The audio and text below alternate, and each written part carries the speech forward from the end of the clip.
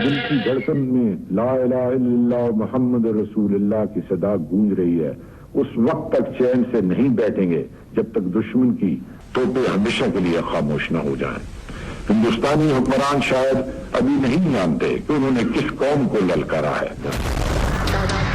بسم اللہ الرحمن الرحیم۔ السلام علیکم ناظرین، دنیا نیوز پر آپ دیکھ رہے ہیں پروگرام نقطہ نظر۔ میں ہوں آپ کا میزبان محمد اشرف جامی، میرے ساتھ تشریف رکھتے ہیں مجیب الرحمان شامی صاحب۔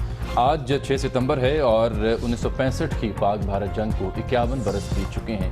پورے ملک میں آج یوم دفاع پاکستان ملی جوش و جذبے کے ساتھ منایا جا رہا ہے اور پاک فوج کے شہداء کو خراج تحسین پیش کیا جا رہا ہے۔ آج کا ہمارا پروگرام بھی 1965 کی جنگ کے حوالے سے ہے اور شامی صاحب آج ہم نے اس پروگرام میں بات کرنے کے لیے 1965 کی جنگ کے حوالے سے دعوت دی ہے جناب گوہر ایوب خان صاحب کو، جو کہ سابق وزیر خارجہ اور سابق اسپیکر قومی اسمبلی بھی رہ چکے ہیں، فرزند ہیں فیلڈ مارشل صدر جنرل محمد ایوب خان صاحب کی، اور وہ اس وقت ہمارے ساتھ تشریف رکھتے ہیں لائیو براہ راست اسلام آباد سے۔ ان سے ہم بات کرتے ہیں۔ السلام علیکم گوہر ایوب خان صاحب۔ وعلیکم السلام۔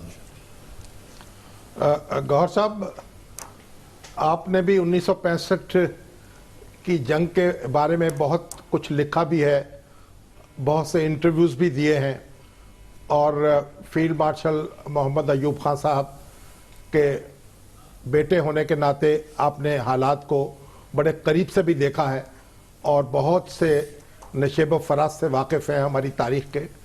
تو میں آپ سے پوچھوں گا کہ یہ جو جنگ تھی ستمبر 1965 میں لڑی گئی، بھارت اور پاکستان دونوں اس کے حوالے سے متضاد دعوے کرتے ہیں۔ آپ کے خیال میں یہ جنگ جو تھی وہ کس نے جیتی تھی؟ آپ جب اس کا جائزہ لیں گے تو کس نتیجے پر پہنچیں گے؟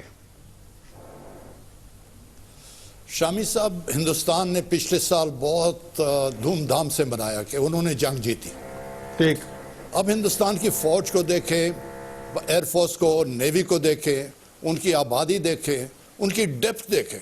ایک ملک ہوتا ہے جس طرح چین ہے، اس کی ڈیپتھ ہے، ہندوستان ہے اس کی ڈیپتھ ہے، گہرائی ہے بہت۔ امریکہ ہے، کینیڈا ہے، ارجنٹینا، برازیل، یہ بڑے ساؤتھ افریقہ، یہ ملک ہے جن میں بہت ہی ڈیپتھ ہے اور جنگ کافی عرصے تک وہ برداشت کر سکتے ہیں۔ جب جنگ 65 کی شروع ہوئی اور اس کے بعد ابھی جس طرح آپ نے فرمایا کہ ہندوستان کہتا ہے انہوں نے جیتی، چیز یہ ہے کہ ان کے عوام جو سی ہے اس چیز کو مانتے ہیں کہ نہیں؟ کوئی پاکستان میں ایسا شخص ہے جو کہے کہ ہم نے جنگ ہاری تھی؟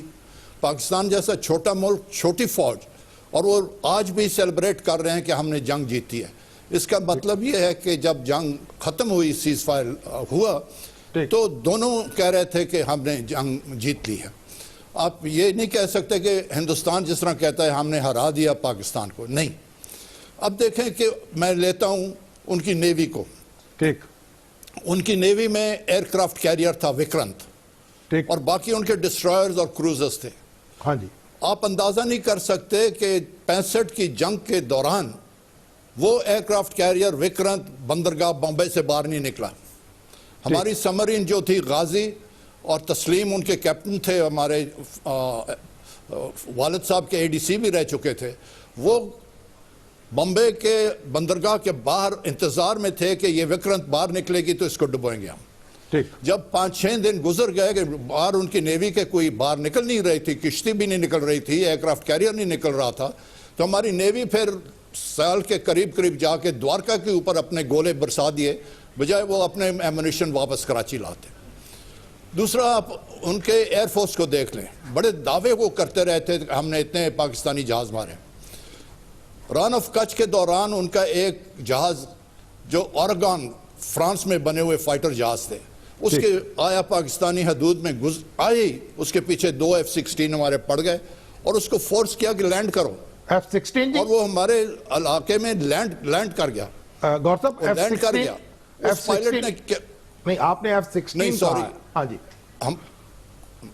میری غلطی، ہمارے سیبر جیٹ تھے، ہاں جی، سیبر جیٹ تھے 2، اور کراچی سے انہوں نے پرواز کیا، اس کے پیچھے پڑ گئے اور اس کو فورس کیا لینڈ کرو، وہ لینڈ کر گیا۔ اس پائلٹ کو کیا کرنا چاہیے تھا؟ اپنی ایجیکشن سیٹ کھینچتا اور باہر پیراشوٹ کے ذریعے باہر نکلتا، جہاز کو تباہ کر دیتا۔ 65 کی جنگ شروع بھی ہوئی تو ان کا ایک اسکواڈرن لیڈر، اس کے پیچھے ہمارا 104 پڑا، اور اس کو کہا لینڈ کرو, ہمارا فلانا ہوائی اڈا ہے اس کے اوپر آپ لینڈ کریں. اس نے بھی بجائے اس کو لیور کھینچتا اور پیراشوٹ کر کے جہاز کو تباہ کر دیتا, وہ اس نے لینڈ کر دیا. اور وہ جہاز ہم نے استعمال کیا ٹریننگ کے لیے, اور میوزیم میں سیالکوٹ سرگودا میں پڑا ہوا ہے.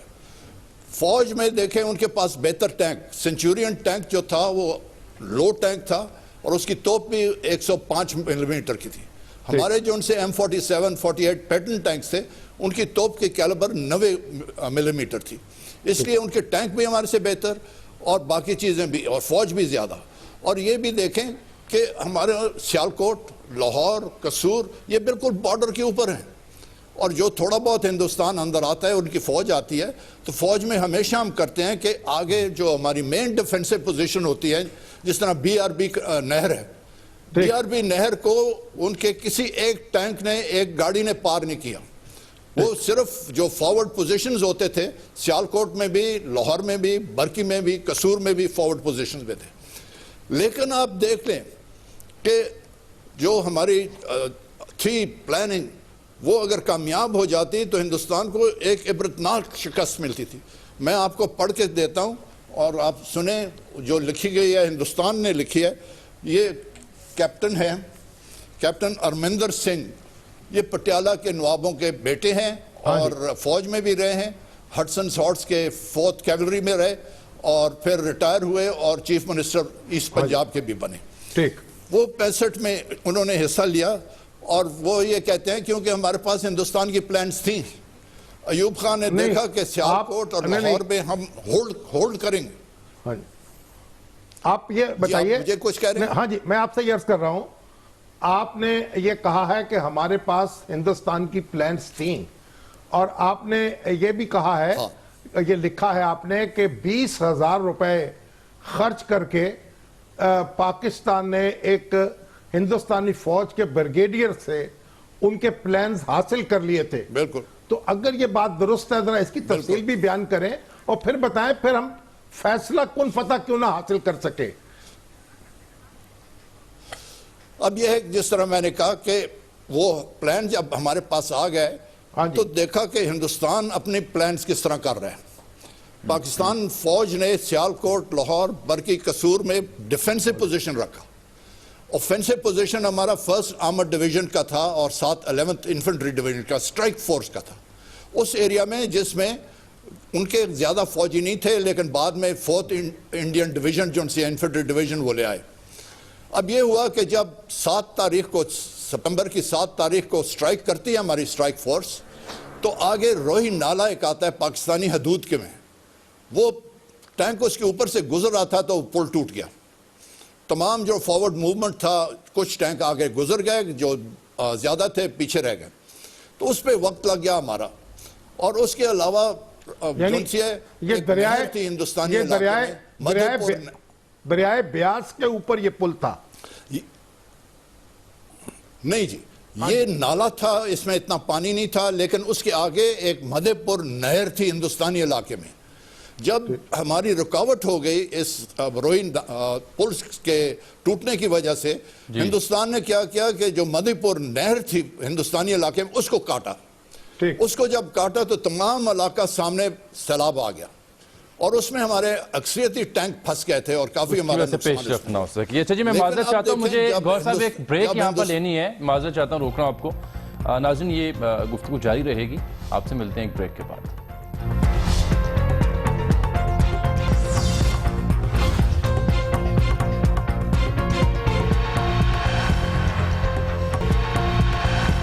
ویلکم بیک ناظرین. جنگ ستمبر کے حوالے سے گفتگو جاری ہے گوہر ایوب خان صاحب سے. شام صاحب, بڑی اہم پوائنٹ تھا آپ کا کہ وہ جب پلانز بھی ہمارے پاس موجود تھے تو پھر ہم وہ مکمل فتح کیوں نہیں حاصل کر سکے. لیکن اس کے ساتھ ساتھ ایک اور سوال بھی ہے جو میں آپ سے پوچھنا چاہ رہا ہوں, گوہر صاحب بھی آپ پوچھیں گے, کہ وہ کیا حالات تھے کہ نوبت اس جنگ تک پہنچی. یہ بات ابھی یہ بیان ہو جائے. دیکھیں, پہلی بات یہ کہ ہم نے بھارت کے عزائم کو ناکام بنا دیا. ٹھیک. وہ پاکستان پر فتح حاصل نہیں کر سکا, لیکن اس لحاظ سے تو یہ ہماری کامیابی تھی. لیکن ہم اس کو, یہ سوال یہ زیر بحث ہے جو ہم نے گوہر ایوب صاحب کے سامنے رکھا ہے کہ پاکستان اس پہ مکمل فتح کیوں نہ حاصل کر سکا, اور اس کی تفصیل بیان ہے. جی گوہر صاحب.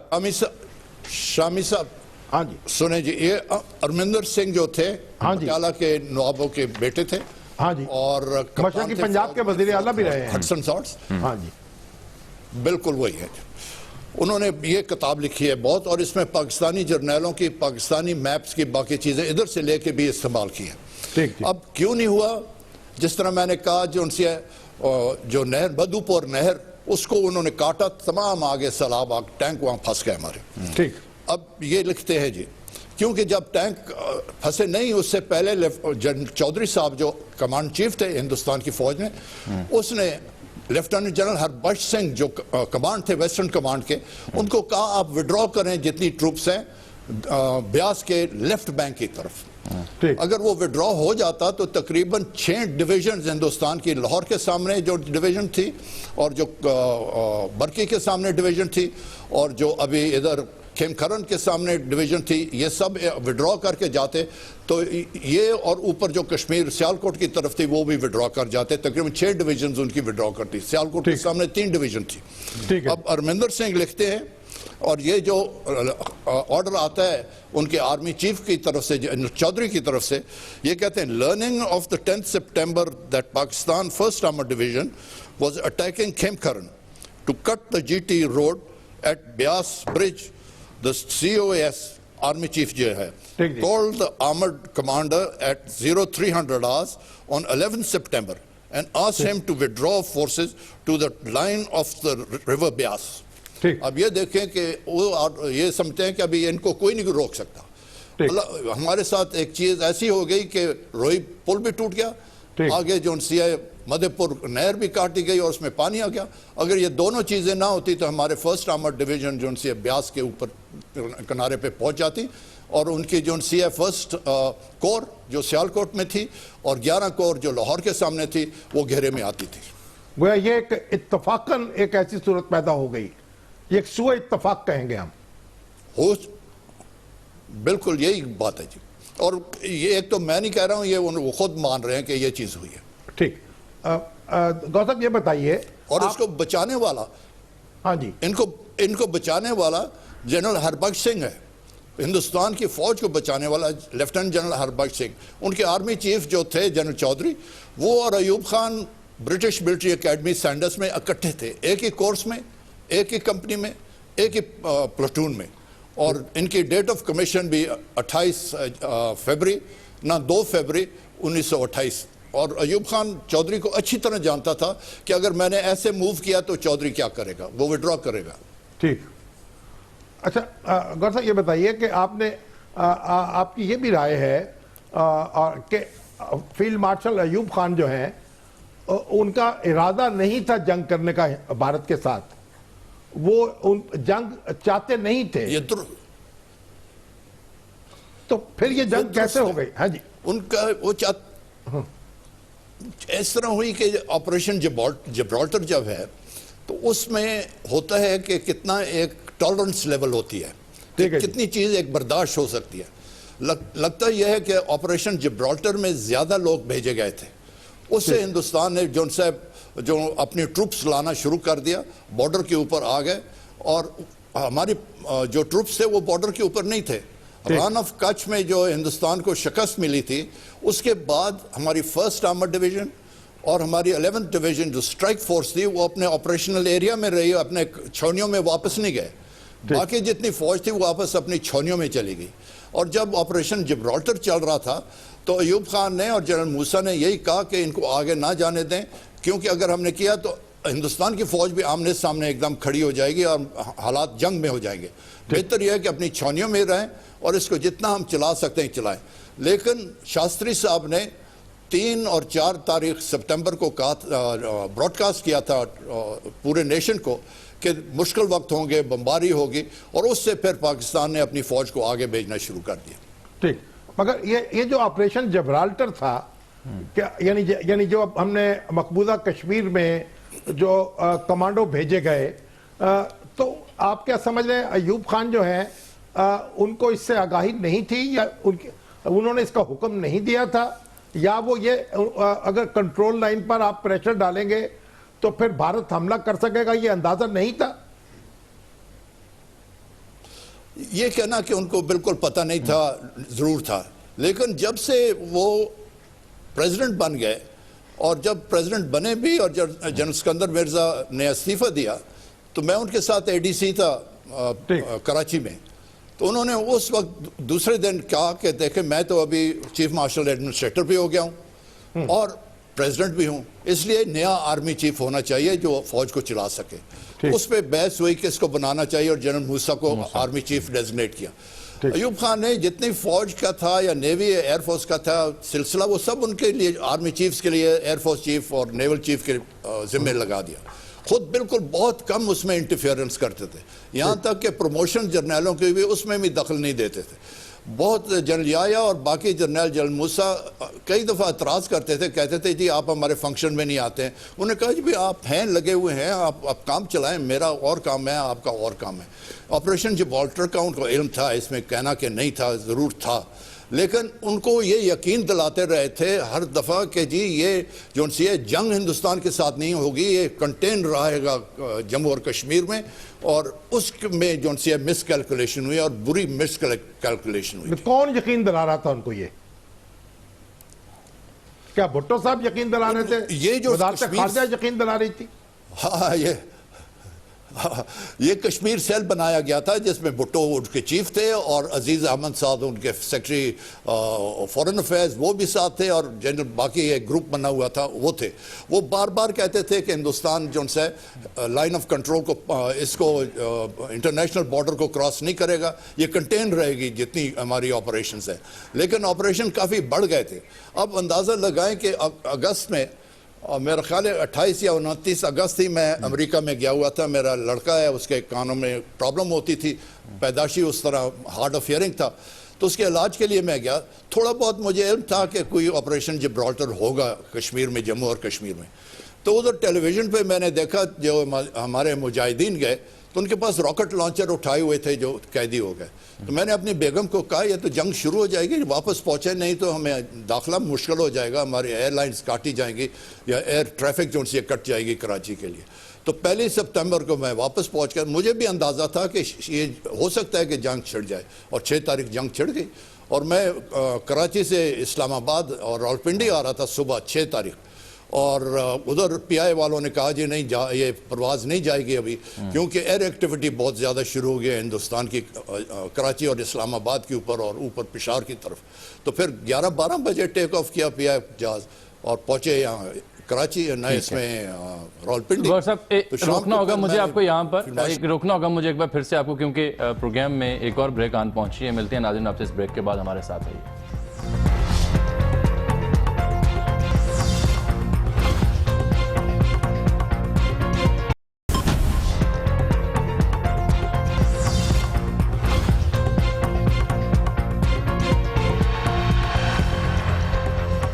ویلکم بیک ناظرین. آج کے پروگرام میں ہم بات کر رہے ہیں جنگ ستمبر کے حوالے سے. گوہر ایوب خان صاحب بیان کر رہے ہیں کہ انہوں نے کیا دیکھا اور کیا سمجھا اس جنگ کے حوالے سے. شاہم صاحب آپ جب گفتگو کر رہے تھے گوہر ایوب خان صاحب سے تو ذکر ہوا تھا ان 20,000 روپوں کا جس کے عوض ایک بھارتی بریگیڈیئر سے انڈین پلانز حاصل کیے گئے. تو میں سوچا تھا کہ اس کی ڈیٹیل تو جان لیں گوہر صاحب سے.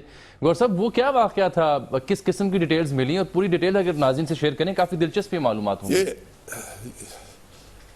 یہ ہندوستان میں بہت چرچا ہوا، یہاں تک جو آج صدر ہیں ہندوستان کے وہ ڈیفنس منسٹر تھے، انہوں نے بھی راجیہ سبھا میں کافی اس کے اوپر بحث کی، انڈین آرمی میں انویسٹیگیشن کی.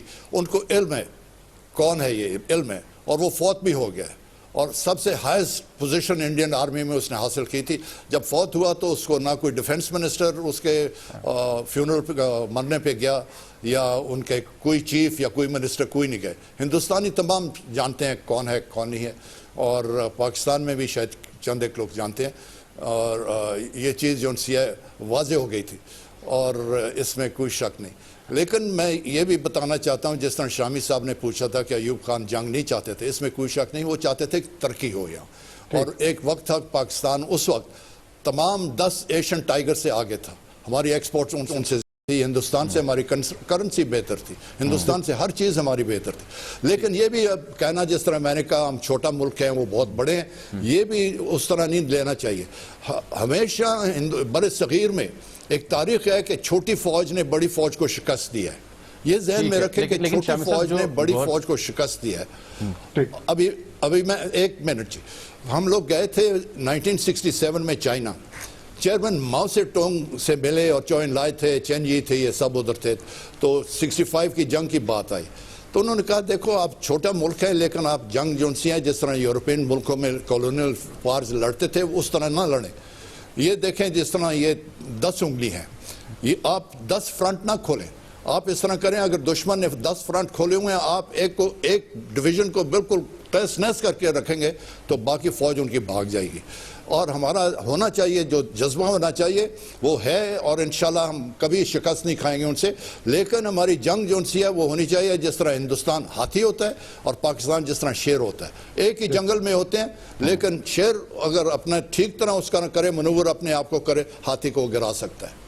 تو شام صاحب جو ان کی گفتگو ابھی ہو رہی تھی, آپ نے سوال پوچھا تھا کہ کیا وجوہات بنی کہ جنگ جو ہے وہ ناگزیر ہو گئی. اس میں مجھے یہ شبہ گزرا جیسا کہ یہ کرکس ہے ان کی گفتگو کا کہ کشمیر سیل جو ہے اس کی یقین دہانیاں بھی ایک بڑی وجہ تھی کہ ہم اس نہج پر پہنچے. کیوں گور صاحب آپ اس بات کی تائید کرتے ہیں؟ جی بالکل اس طرح ہوا کہ جب بھٹو صاحب وزیر خارجہ نہیں رہے تو ولایت گئے. وہاں مرحوم جنرل اسکندر مرزا صاحب کو ملے, سابقہ ہمارے جو صدر تھے. تو وہ بیٹھے ہوئے چائے پی رہے تھے تو جنرل اسکندر مرزا نے بھٹو صاحب سے پوچھا زلفی تمہیں نہیں علم تھا کہ ہندوستان کی اتنی بڑی فوج ہے تو تم اس طرح جا کے جنگ چھیڑ لی اور پورے ملک میں ایک فساد بن گیا.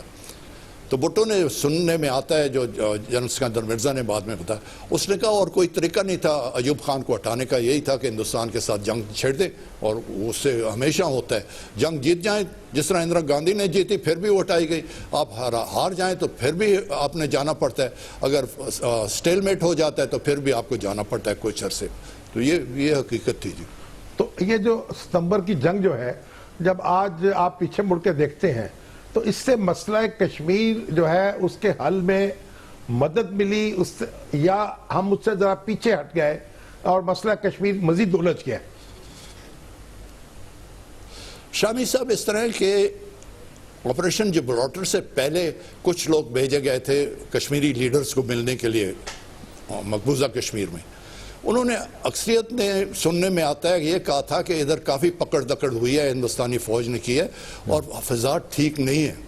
اگر آپ لوگ آئے تو آپ نے خود ہی لڑنا پڑے گا اور خود ہی ہر چیز کرنی پڑے گی, لوکل سپورٹ اس طرح آپ کو نہیں ملے گی.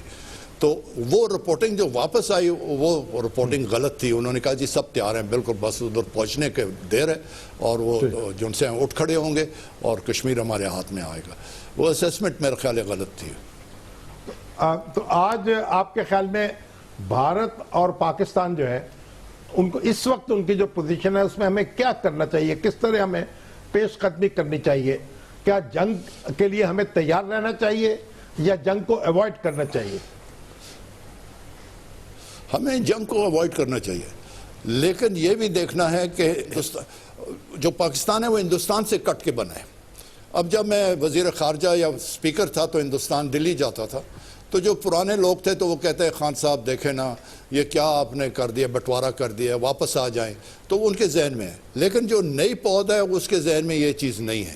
ہم نے اپنے ملک کو مضبوط کرنا پڑے گا لیکن تیاری کرنی پڑے گی. یہ بھی دیکھیں کہ پاکستان ایک بہت بڑے ملک کا مقابلہ کر رہا ہے, کیا ڈیفنس میں, کیا ٹریڈ میں, کیا انٹرنیشنل افیئرز میں. اب دیکھنے میں بتا سکتا ہوں آپ کو, میں وزیر خارجہ جب بنا تو مجھے میڈلین آلبرائٹ جو سیکرٹری آف اسٹیٹ تھی امریکہ کی, اس نے دعوت دی امریکہ آنے کے لیے. اس کے بعد مسٹر پریمکوف جو روس کے فارن منسٹر تھے انہوں نے دعوت دی. مسٹر ابوچی جو جاپان کے فارن منسٹر ہیں انہوں نے مجھے دعوت دی. گجرال صاحب ہندوستان کے تھے انہوں نے مجھے دعوت دی. ساؤتھ افریقہ کا جو تھا فارن منسٹر انہوں نے دعوت دی. تو اس وقت ہمارے ایک جو تھا ایکٹیو پولیٹیکل ہماری چل رہی تھی اور ڈپلومیٹک موو جو چل رہی تھی اور سنائی دے رہے تھے اور وہ بلاتے تھے. یہ نہیں میں ان کو کہتا تھا مجھے بلائیں. تو ہمیں ابھی جس طرح یہ ابھی جا رہے ہیں ڈیلیگیشنز باہر, کافی گراؤنڈ ورک کر کے جانا چاہیے اور دیکھیں کہ کس کے ساتھ مل رہے ہیں اور کیا پوزیشن دے رہے ہیں. اور یہ بھی دیکھنا چاہیے کہ ان کے میڈیا میں جو یہ جا کے بات کریں گے وہاں, ان کے میڈیا میں بھی رپورٹنگ ہونی چاہیے, صرف ہمارے میڈیا میں اس کی رپورٹنگ کافی نہیں ہو. ٹھیک سر, جنگ ستمبر سے جڑا ایک اور اینگل بھی ذہن میں آ رہا تھا, غور صاحب اس پہ بھی روشنی ڈالیے کہ جنگ ستمبر میں کن دوست ممالک نے پاکستان کی پریکٹیکلی مدد کی تھی اور کن سے ہماری توقع جو ہے پوری نہیں اتری تھی؟ میرا خیال ہے ایران نے بہت اچھی مدد کی، ترکی نے بڑی اچھی مدد کی، انڈونیشیا نے سبمرینز اور میسائل بوٹ بھی بھیجے، ایمونیشن اور یہ چیزیں ایران اور ترکی سے بھی آتی رہی، یہ ملک تھے اس وقت دینے کے قابل۔ اب اس طرح ہے کہ یہ جو ابھی پوزیشن آ رہی ہے اس میں ہمیں دیکھنا ہے کہ خطہ کس طرح تبدیل ہو رہا ہے آہستہ آہستہ۔ اب ہندوستان کوشش کر رہا ہے کہ چین سے وہ آگے نکل جائے ٹریڈ میں، چین میں بھی ادھر ایک فاسٹ ٹریک میں وہ جا رہے ہیں تاکہ وہ جاپان اور جرمنی سے بھی آگے نکل جائیں، اور میرا خیال ہے وہ نکل چکے ہیں۔ ان کا بھی کوئی ارادہ نہیں کسی ملک کے ساتھ جنگ کرنے کا، اور نہ ہی ہمارا ارادہ ہونا چاہیے جنگ کرنے کا۔ لیکن کشمیر کا جو ایشو ہے اس کو حل ایک دن ضرور ہوگا۔ بالکل ٹھیک ہے جی، ایک بریک ہم لے لیتے ہیں یہاں پر گور اور یوسف، ملتے ہیں ناظرین آپ سے اس بریک کے بعد۔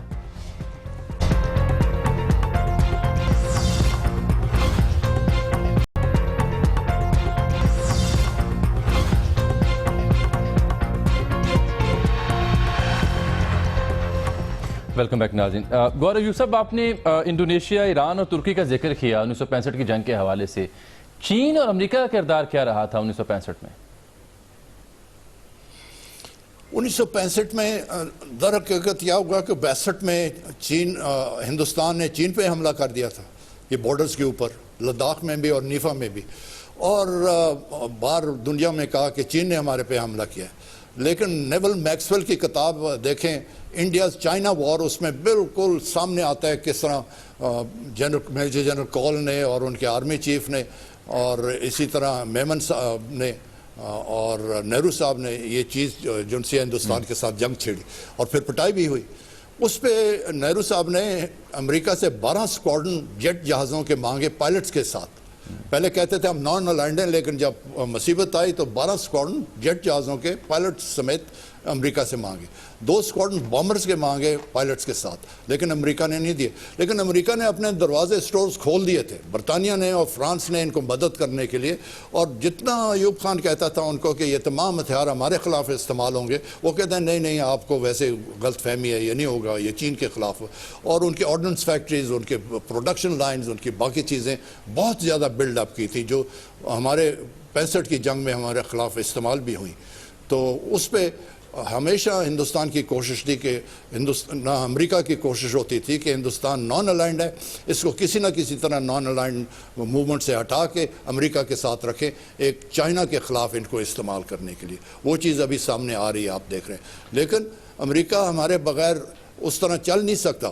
اگر آپ دیکھیں تو پاکستان ایسے خطے میں ہے کہ اوپر افغانستان بھی ہے، چائنا بھی ہے، روس بھی، سینٹرل ایشین ریپبلکس کے آگے جا کے روس بھی آ جاتا ہے، اور نیچے ہندوستان بھی ہے۔ تو یہ بہت ہی اہم پوزیشن ہے، ہماری سینٹرلائز پوزیشن ہے۔ اس کے بغیر جو باقی پارز ہیں، امریکہ جیسا ہو گیا یا چین بھی ہو گیا یا باقی ایران ساتھ ہمارے دوست ہیں، وہ دوستی رکھ سکتے ہیں ہمارے ساتھ، اور ہمارے خلاف اس طرح نہیں جا سکتے۔ گور صاحب، یہ جو وہ ہندوستان ہمارے خلاف باتیں کرتا ہے، یہ جو جنگ ہے ستمبر کی، اس نے چین اور پاکستان کو بھی تو ایک بے پناہ یعنی قریبی دوستوں میں تبدیل کر دیا، چین کے رویے نے اس جنگ کے دوران۔ اس میں کوئی شک نہیں۔ اس میں 19 ستمبر کو فیلڈ مارشل ایوب خان جو سے پشاور ہوائی اڈے سے رات ہو گئی، آدھی رات ہو گئی تو چین کے لیے چلے گئے۔ ساتھ ان کے ملٹری سیکرٹری تھا اور کچھ اور آدمی تھے، اور وہاں مدد مانگنے کے لیے گئے، چوئن لائی کو ملنے کے لیے گئے، اور چیئرمین ماؤ سے ٹونگ تھے، اور دوسرے رات واپس آ گیا، کسی کو علم نہیں ہوا۔ پریزیڈنٹ ہاؤس میں جو کمرہ بہت سادہ سا گھر ہے، وہ ابھی بھی آپ جا کے دیکھیں، تو اس میں کیا کیا کہ رات کو اسی طرح لائٹیں آف آن کی، تو باہر گارڈز کو یہ پتہ چلے کہ صدر صاحب ادھر ہی اندر ہی ہیں، لیکن وہ گئے ہوئے تھے چائنا مدد مانگنے کے لیے، اور چین ہر چیز کے لیے تیار تھا۔ لیکن اس میں یہ ہوتا ہے کہ اگر ہوائی جہاز وہ ہمیں دیتے ہیں تو ایک ہوائی جہاز کے اوپر آپ چلانے کے لیے، اس کی ٹریننگ کرنے کے لیے کم از کم آپ کو 3 مہینے چاہیے ہوتے ہیں کنورٹ کرنے کے لیے، سیبر جیٹ سے کنورٹ کر کے ان کے MiG 17 یا MiG 15 یا MiG 21 کے اوپر آپ کنورٹ کریں، یا اسی طرح ان سے ٹینک اگر آپ جلدی سے لیتے ہیں تو ان کی مینٹننس کے لیے آپ کو کچھ ٹائم چاہیے ہوتا ہے کہ ان کے آپ اپنے مینٹننس क्रूज़ या इंजीनियर्स को आप ट्रेन कर सकें या अपने गनर्स को उसके ऊपर ट्रेन कर सकें या कमांडर्स को ट्रेन करें, तो वक्त होता है। वो तैयार थे जितना आप मांगते थे। यहाँ तक कि एक वक्त ये भी था कि जंग के बाद हमारी टीम गई चाइना और उनसे टैंक मांगे। उन्होंने कहा जी हम एक और डिवीज़न रेज़ कर रहे हैं, हमें टैंक चाहिए। कितने चाहिए? तो उन्होंने कहा जी 1000 टैंक हमें चाहिए, ये हमारी डिमांड है। कि कब चाहिए? कि जल्दी चाहिए। और चाइनीज़ ने कहा देखें ये हम आज आपको लेना चाहते हैं तो हम देने के लिए तैयार हैं, लेकिन आपको टाइम चाहिए होगा हर ट्रेनिंग के लिए, तो वैसे ही इनके ऊपर जंग लगेगा, ख़राब हो जाएगी। ऑन ग्राउंड तो आपने बात की कि अवाम जो है वो जानते हैं कि पाकिस्तान को फतह मिली। इसी तरह से जब ऑन ग्राउंड बैटल के बाद जब हम ताशकंद मुआहदे की बात करते हैं तो आप साबिक़ वज़ीर ख़ारजा भी रहे हैं, उस मुआहदे की स्टैंडिंग क्या है हमारे एतबार से पाकिस्तान की, अगर पॉइंट ऑफ व्यू से देखा जाए तो कहाँ खड़े होते हैं उस मुआहदे के रूप से हम? देखिए वो सुपरसीड हो गया था शिमला एग्रीमेंट। अब ये है कि हमें बहुत एहतियात करनी चाहिए जो कभी कभी मिस हो जाती है।